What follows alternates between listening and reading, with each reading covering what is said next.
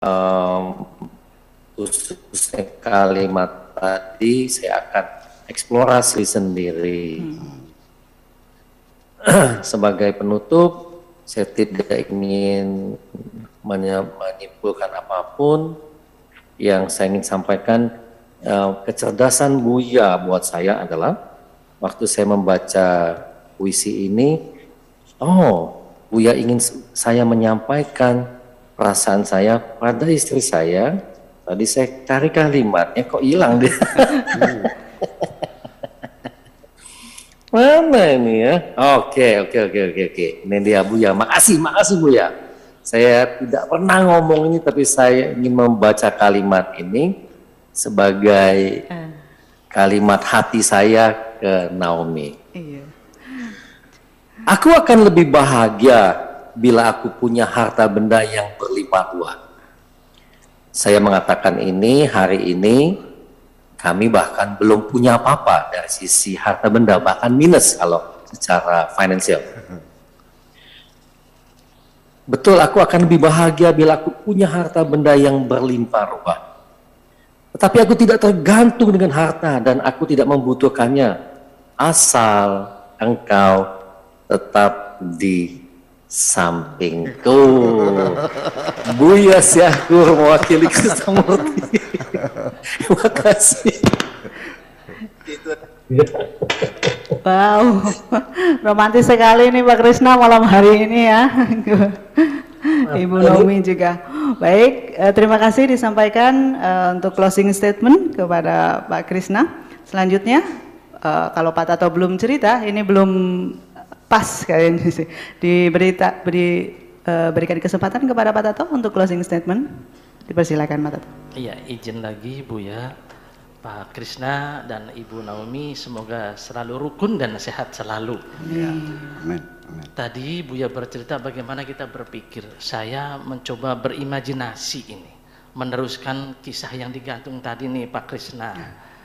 Ceritanya suaminya tadi, calon suami tadi menyetujui karena cintanya sama si Teteh tadi nggak ketulungan. Akhirnya yang dulunya sangat idealis jadi realis. Oke lah, kita menikah, jadi bupati. Setelah jadi bupati, istrinya kan jadi ibu bupati nih, jadi motivator juga. Cerita nih ke majelis taklim, ibu-ibu semuanya, kita harus jadi istri yang solehah, menghargai suami dari ujung rambut sampai ujung kaki, karena ridho kita hanya di tangan suami. Jika suami pengen teh, kasihlah teh. Jika suami pengen sate, kasih sate. Jika suami pengen istri lagi, berilah kesempatan untuk beristri lagi. Kan boleh 1, boleh 2, boleh 3. Ikhlaskan Bu, karena ini semuanya adalah kehendak. Ternyata Pak Krisna ada 3 jamaah berdiri. Terima kasih Ibu Bupati, saya ini istri keduanya. Saya juga istri ketiga. Tiba-tiba mengaku semua istri Bupati dan pingsan Ibu Bupati tadi. Cerita berikutnya dibawa ke IGD. Itu saja pemirsa, mohon maaf. Saya kembali ke Bu Hani. Ya, terima kasih Pak Tato. Baik, closing statement selanjutnya diberikan kepada Buya. Ya, pertama-tama saya minta nanti Ibu Naomi kirim WA ke Pak Bin, sebutkan nama lengkapnya dan nama ibunya ke Pak Bin. Nanti setiap malam Sabtu saya punya majelis istighosa di pantai. Nanti secara khusus kami doakan untuk kesehatan Ibu Naomi. Ya, kirim saja WA-nya ke ini ke Pak Bin nanti ya. Nanti kita kasih doa khusus ya untuk membantu spirit ya supaya sembuh kembali. Dan ketika kita menghadapi musibah, kesulitan, nggak usah kita cemas ya. Untuk menghilangkan cemas itu, yuk kita hitung berapa banyak kenikmatan Allah yang masih tersisa ini. Gitu. Kemudian sebagai closing statement juga bahwa berdialog, berdiskusi dengan diri sendiri. Memang pada akhirnya kita keputusan terakhir adalah konklusi dari dialog kita dengan diri sendiri. Adapun dengan orang lain itu masuk dalam metode komparasi, sebagai komparasi aja, sebagai perbandingan. Saya tidak bisa menilai seorang perempuan itu cantik atau tidak cantik kalau hanya satu. Nah, ketika ada 100, maka saya yakinkan penilaian saya mendekati objektif. Karena dibandingkan dengan 100 perempuan yang lain. Tapi kalau 10, yang terbaik dari yang 10. Nah, kalau sendirian bagaimana saya bisa menilai? Jadi diskusi dengan orang lain juga perlu, tapi sebatas hanya sebagai komparasi.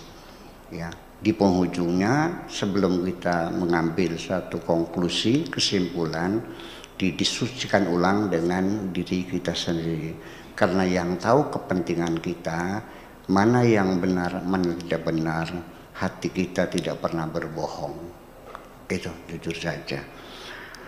Kemudian apa yang telah diapresiasikan oleh Pak Bapak tadi, Pak Krisnamurti, bahwa hidup ini selalu saja ada kesulitan-kesulitan.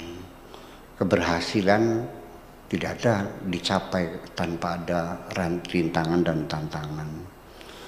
Coba kita berimajinasi, andaikan ada seseorang lahir mulus, tanpa sesar, lahirannya gampang, kemudian sejak kecil dia hidupnya senang, tidak ada kesulitan, tidak ada tantangan, tidak pernah jatuh sakit, mulus sekali.